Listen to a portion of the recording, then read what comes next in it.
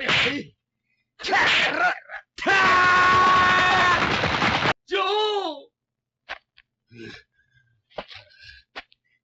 Joe の野郎。鬼姫が完全にぶっ潰しやがって。Oh my god. Hello everyone, welcome to Joe Consumes Cinema. I'm your host, Mammoth Nishi, and today we have Ashita no Joe, episode 25. It's a really cool episode last time. Joe got out, kind of reunited with everybody. Dangpei showed off the gym to Joe, where they're gonna get started out. And even Rikishi sent a little, welcoming gift, sort of as like a backwards, compliment, more of an insult, when he sent that flower arrangement that I'm pretty sure is for someone's funeral. Pretty clever on his part, but direct insult against Joe and Dangpei and basically everyone associated with him. Rikishi has not forgotten about Joe no matter what he says. He's still very focused on him and wants him to, actually become a real pro so the two can actually fight. I'm not quite sure how we're going to get started with this whole thing. Joe could easily, start training and already have like an opponent lined up, or maybe, pump the brakes a little bit and Joe could end up, just taking in more of the lessons. He's done 7 out of the 15 so far, so he still has a lot more to learn.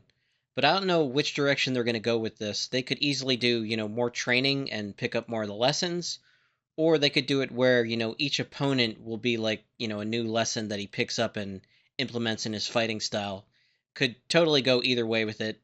In Hajime no Ippo, they kind of did both, so, maybe a little mix of both. It's definitely possible. But yeah, so far the 7 that he's done, the jab, the right straight, right cross counter, footwork and guarding, and also snap on the wrist that Joe basically taught himself.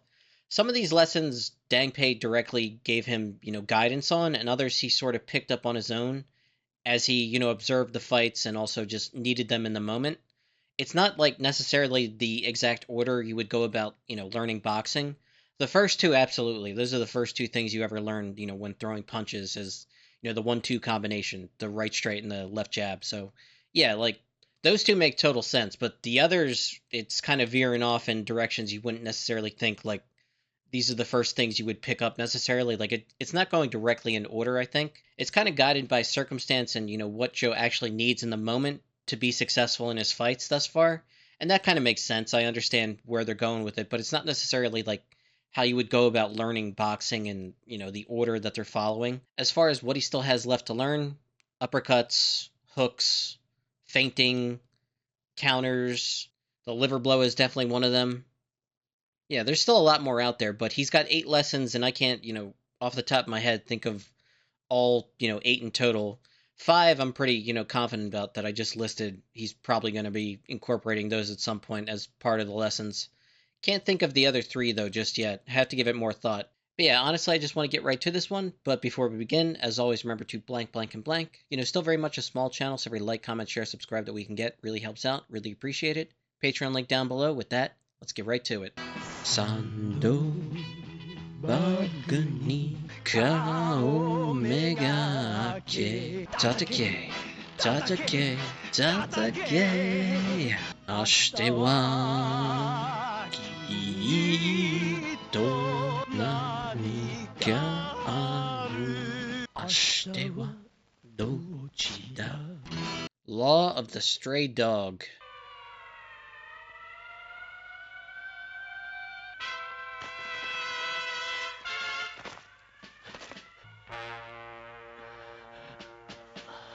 I don't think that was Joe, but it kind of looked like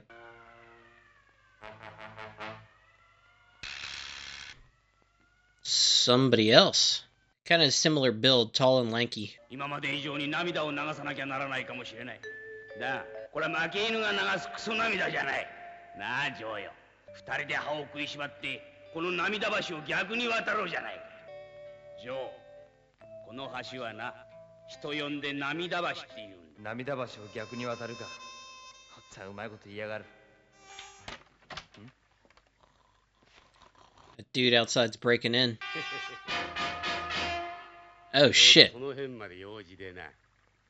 あ、おめえがシャバでどんな安兵衛かちょっと寄らしてもらったのよ。それで真夜中の訪問とは洒落た真似をしやがるじゃないか。ゲイラの旦那よ。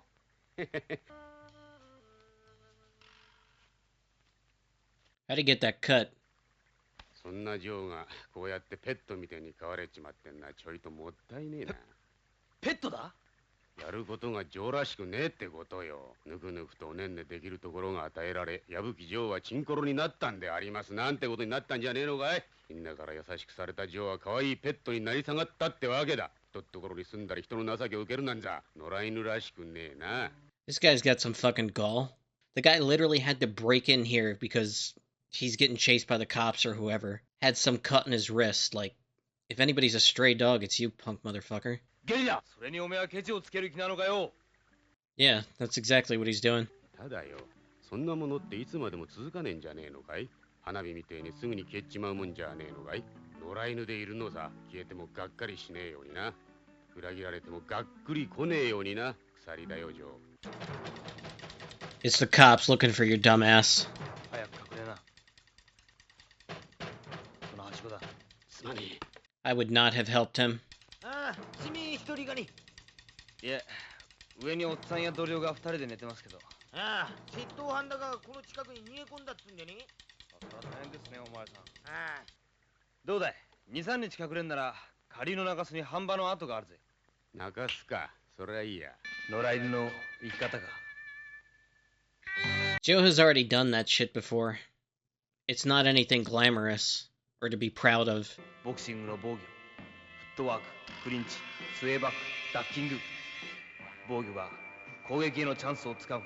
そんなボクシングの底知れぬ深さ、大きさが、俺は好きになっちまったのさ。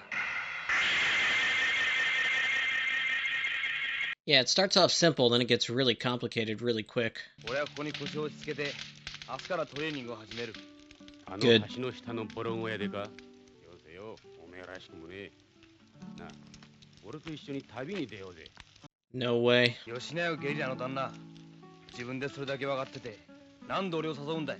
口先ばかりで何一つできやしねえから、一緒に逃げてくれるやつを探しに来たんだろう。残念だがな、俺には今、何が何でも倒さなきゃならねえやつがいるんだい。 Damn right. 力石徹さ。奴に勝たねえ限り、自由なんてありえねえんだ。おめえが羨ましいぜ。え？おめえは力いっぱい牙を剥くことができる。おめえは本物の野良犬だ。力いっぱい牙を剥いて何かに噛みついていく。今度いつ会えるかわからねえけどよ。今度は俺も本物の野良犬になってるつもりだぜ。どこにいるかは知らねえけど、俺も探してみるつもりだぜ。俺だけの力士とおるおよ I actually like that. Something that motivates him and gives him, meaning in life. A goal. 明日を目指して立ち上がる。立つんだジョー。勝たなきゃ昨日に Okay, I took some time just to gather my thoughts. So that was episode 25. It was actually really good and really interesting. So this character that we knew from the prison shows back up. He's on the run from the cops, and he's kind of trying to drag Joe away from all this, pursuing an actual boxing career, being goal oriented in life, and working with these people and having a community and all that. He keeps telling him over and over again how he's a stray dog. He needs his freedom, and right now he's created this life for himself where he's basically a pet, and that really gets under Joe's skin in the beginning. I honestly thought they were going to fight at some point, but they just kept it civil for the most part. Joe actually did him a solid. The cops showed up at the house, checking for, a criminal on the loose. He had that cut in his arm, so I knew right away something was up. Joe covered for him, saying, he didn't see anybody, and, he'll keep an eye out, and then, he's right upstairs. Joe gave him the location of a place, the old shack where I think he used to hole up when, he first started out here, and that's where he went to just kind of gather himself. He's trying to convince Joe to, come with him.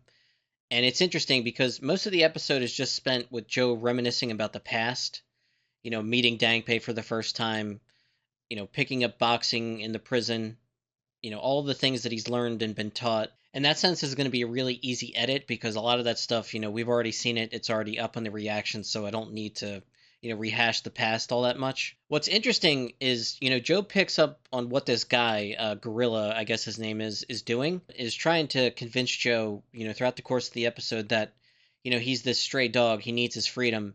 Really what he's doing is he's trying to get Joe to come along with him because he knows, he's not all those things that he's describing. He really wishes he was, but he just doesn't have, that in him to make it on his own. It's very difficult, and Joe, having lived in an orphanage and ran away from it and struggle every single day to get your next meal, never knowing where you're going to end up next, every day is a forced adventure. It's really tough, and Joe's at least smart enough to know that what I have here is actually like purpose and meaning in life. I have something to do, a goal to actually work toward. And it was really cool because that guy Gorilla said, I'm going out now. I'm kind of jealous of you, man. The way Joe describes it, the passion in him, how he himself needs to go out and find his own Rikishi Taro, a goal, something he can, work towards and actually, focus on to give him purpose and meaning in life. And he doesn't have that. He's, just a wanderer for the most part. So it was a nice little episode, and it shows that Joe is very focused on this. This is like his mission in life right now, is to get his opportunity to fight Rikishi again and, beat him soundly this time. It definitely wasn't the episode I was expecting, but it was a really good episode in that, it shows Joe's state of mind and how his headspace is, where it needs to be. He's actually focused on the right things now. But yeah, not a ton else to say about this one. I did enjoy it, thought it was decent, and yeah, I just want to watch the next one. So yeah, that's pretty much all I got. As always, thanks for watching, and peace.